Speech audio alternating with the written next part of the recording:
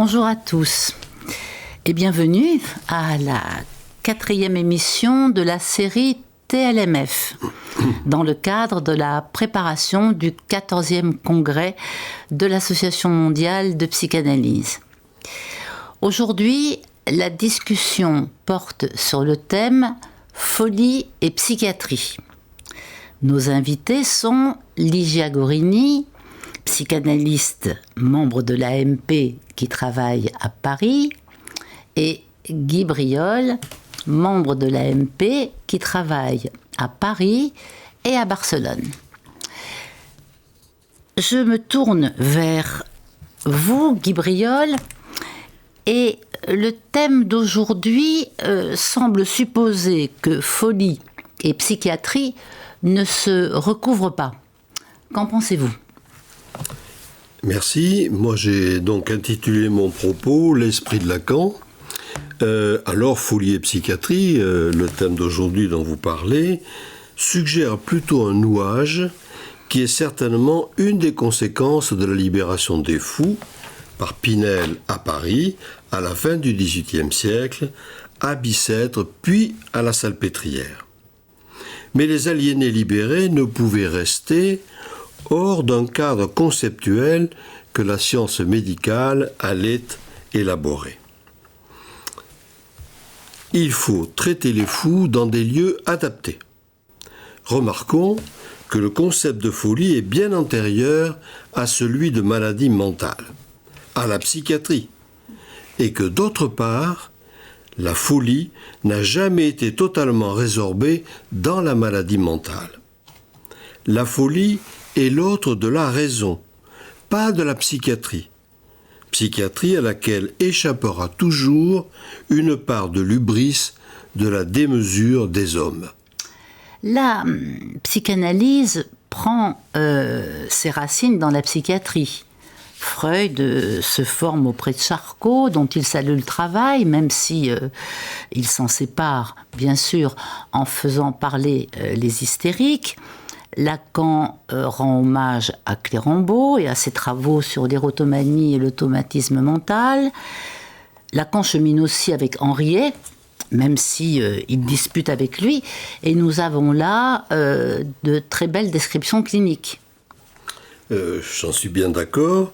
Nous avons tous été imprégnés de ces travaux, aussi de bien d'autres, parmi lesquels je citerai Magnan et sa description de la bouffée délirante, dont il affirmait qu'elle était sans conséquence, sinon sans lendemain.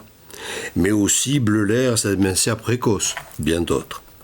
Le jardin des espèces qu'est la psychiatrie classificatoire et nosologique pousse les maîtres de cette époque à attacher leur nom à des regroupements syndromiques jusqu'à ce qu'ils atteignent le haut rang de maladie. Mais disons que cela reste une clinique de l'observation, bien dans la tradition de l'époque, comme dans l'approche d'ailleurs toujours plus biologique de la psychiatrie moderne. Lacan, dans la dédicace de sa thèse à Freud, s'adressait, je le cite, au père de la nouvelle psychiatrie, regrettant d'avoir trop souvent dû s'exprimer en fonction de l'ancienne. Alors justement, Lacan, dont on vient de voir la couverture originale de la thèse.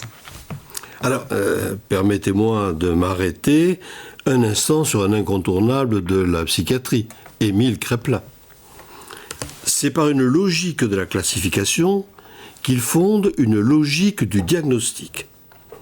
Si cela reste une clinique de l'observation, on ne saurait assez souligner la valeur attribuée par Kraepelin à la parole des patients.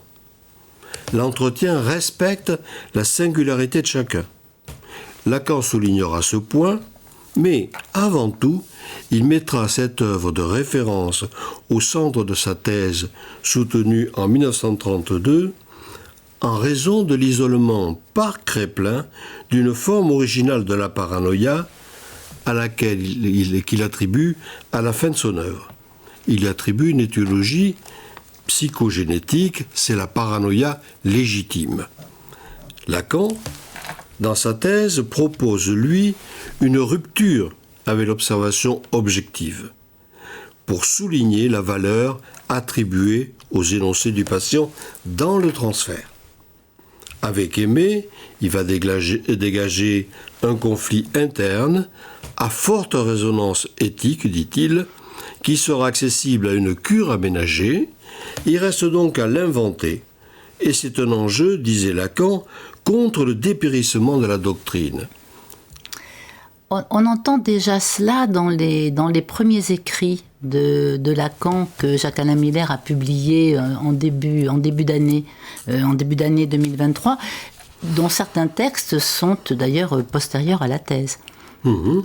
Oui, la publication à l'initiative de Jacques-Alain Miller, des premiers écrits au Seuil, est très riche d'enseignements, je dirais, pour l'actualité aussi.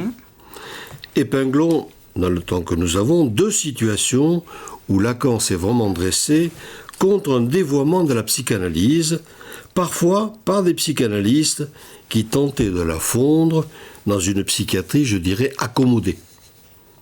Premièrement, dans Psychologie esthétique, il s'est vivement opposé à Eugène Minkowski, qui proposait, lui, une approche phénoménologique comme alternative à la psychanalyse.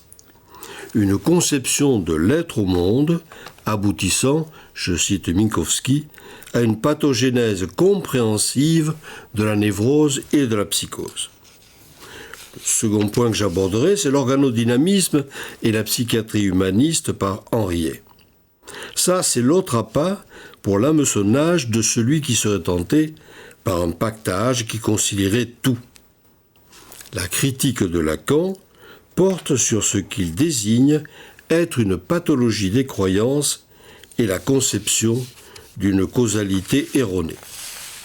Voilà, avec Lacan, nous sommes passés résolument à une clinique sous transfert, incluant une implication de l'analyste à la place où il est convoqué par celui qui s'adresse à lui, par celui qui est touché par la folie, par exemple. Merci Guy Briol. Donc, le transfert est un élément inséparable de la clinique. Ligia, Freud disait que la différence entre psychiatrie et psychanalyse était que l'une décrivait les symptômes et que l'autre s'intéressait au mode de formation des symptômes. Qu'est-ce que vous en diriez pour la pratique aujourd'hui ? Est-ce que c'est toujours le cas ? La pratique aujourd'hui.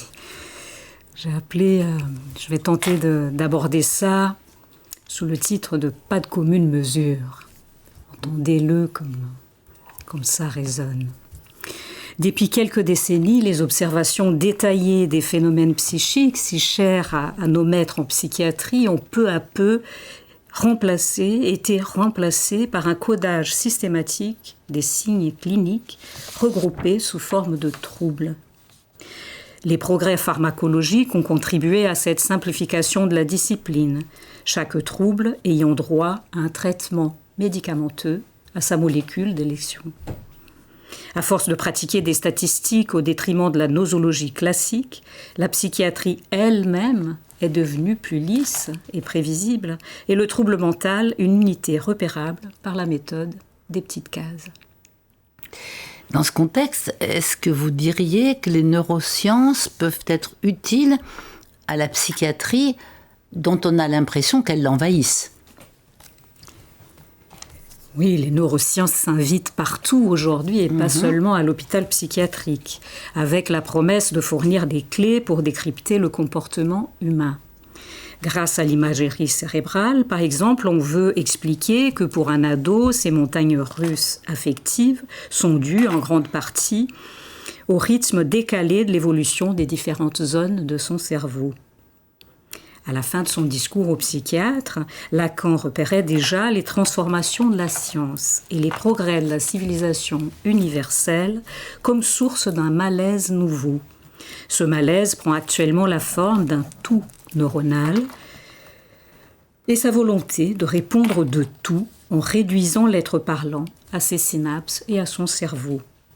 De l'homme quantitatif de la pensée statistique à l'homme neuronal, apanage du XXIe siècle, le silence de l'organe s'impose face à la parole. Alors, justement, cette parole n'est-elle pas dévaluée au nom d'un combat entre ce qui est objectif, vous savez, tout le recours qu'il peut y avoir actuellement à l'evidence-based medicine, et ce qui est subjectif, la parole étant d'abord valable pour un seul, celui qui énonce.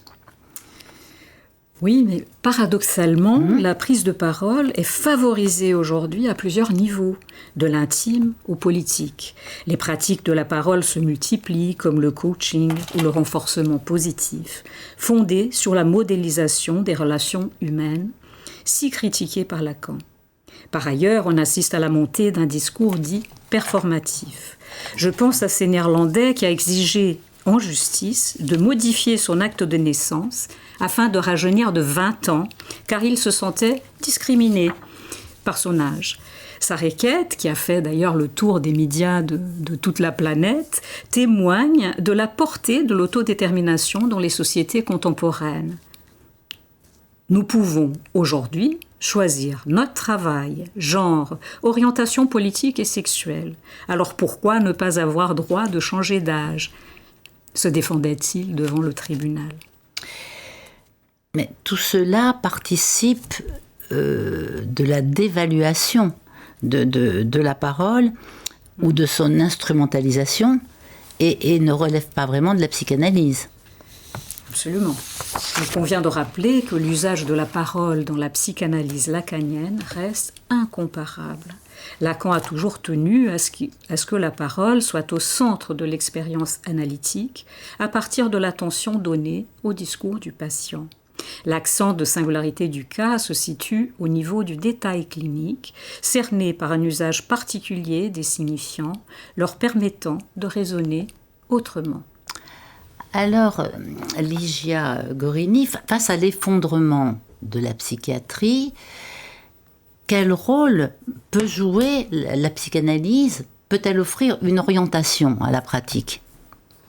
Ah oui, une indication précieuse de Lacan permet de ne pas s'égarer dans la méthode des petites cases diagnostiques.